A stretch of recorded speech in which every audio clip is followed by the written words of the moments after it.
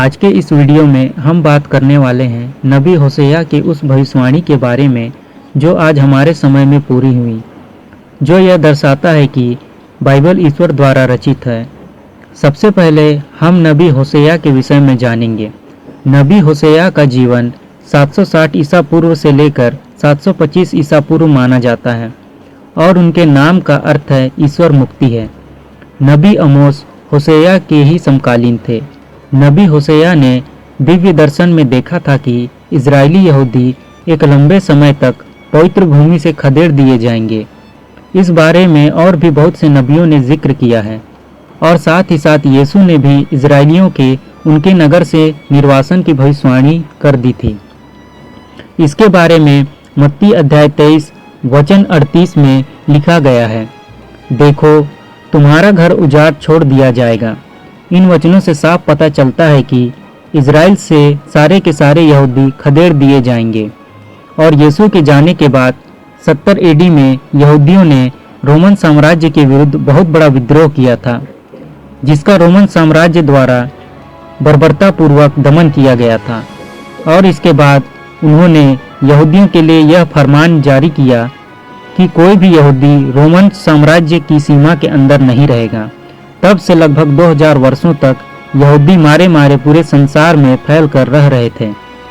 इस बारे में आप एजेकिएल के ग्रंथ अध्याय 22 के वचन 15 में भी पढ़ सकते हैं। वहाँ लिखा है, मैं तुम्हें राष्ट्रों में बिखेर दूंगा और देश देश में तितर बितर कर दूंगा।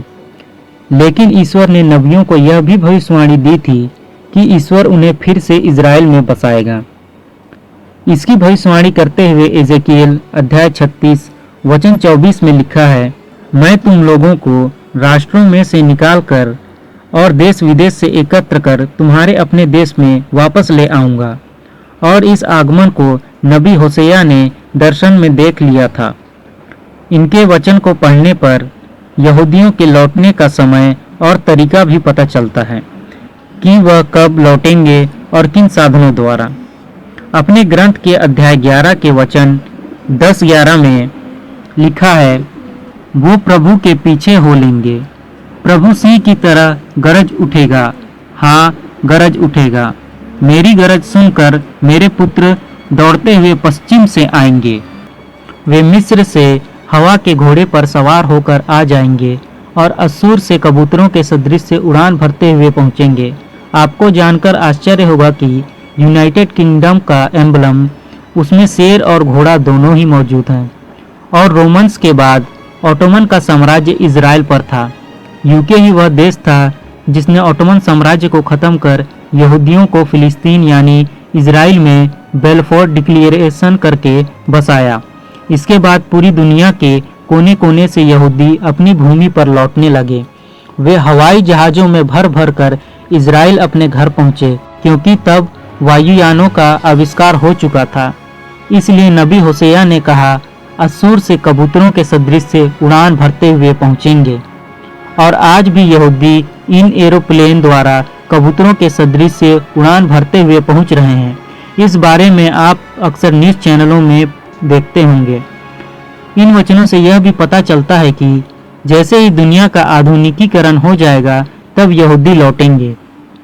नबी यिर्मयाह इस बारे में अध्याय 31 के वचन 8 में कहते हैं, देखो मैं उन्हें उत्तरी देश से वापस ले आऊंगा, पृथ्वी के सीमांतों से उन्हें एकत्र कर लूंगा। उनमें अंधे, लंगड़े, गर्भवती और प्रसूता स्त्रियां हैं। वे बड़ी संख्या में लौट रहे हैं। वे रोते हुए चले गए थे और उन्हें सांत्वना देकर वापस ले आऊंगा। एक हिसाब से यह भी कहा जा सकता है कि जब सारे यहूदी पूरी दुनिया से इजराइल आ जाएंगे तब अंत की शुरुआत हो जाएगी, क्योंकि ये आज भी लौट रहे हैं। और जब ये आ जाएंगे ईश्वर इनकी परीक्षा लेगा एंटी क्राइस्ट के माध्यम से।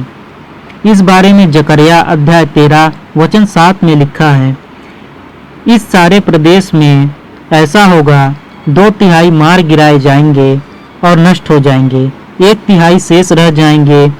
मैं जीवित बच गए इस 1/3 को तपाऊंगा और चांदी के समान शुद्ध कर दूंगा तथा सोने की तरह परख लूंगा। वे मेरा नाम पुकारेंगे और मैं सुनूंगा।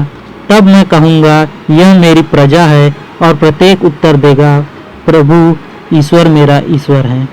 इन वचनों से साफ पता चलता है कि जब यहूदी अपने नगर में वापस होंगे, कठिन परीक्षा होगी, और जब वो मेरा नाम यानी यीशु के नाम को पुकारेंगे, तभी वह सुनेगा और जवाब देगा, यानी सेकेंड कमिंग ऑफ क्राइस्ट होगा।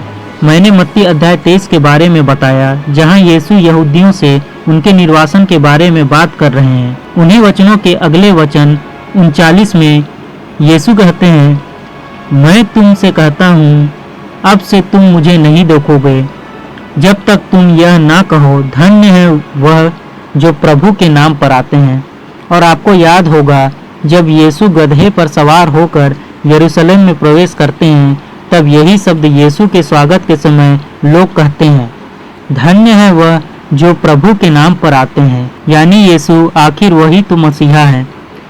इसके बारे में मत्ती 21 के वचन 9 में आप पढ़ सकते हैं। जब एंटी क्राइस्ट उन पर अत्याचार करेगा, तब वे समझेंगे कि असली सच्चा मसीहा तो यीशु था, जिसे हमने क्रूस पर चढ़ा दिया। तब सारे हृदय से जब वो पुकारेंगे, तब यीशु बादलों पर स्वर्ग की सेनाओं के साथ आएगा। इस प्रकार आप देख सकते हैं कि किस इंटेंसिटी से बाइबल में की गई भविष्यवाणियां पूरी हो रही हैं, और इसका साफ मतलब है कि जल्द ही अंत होगा और हम अपने सच्चे मसीहा से मिलेंगे।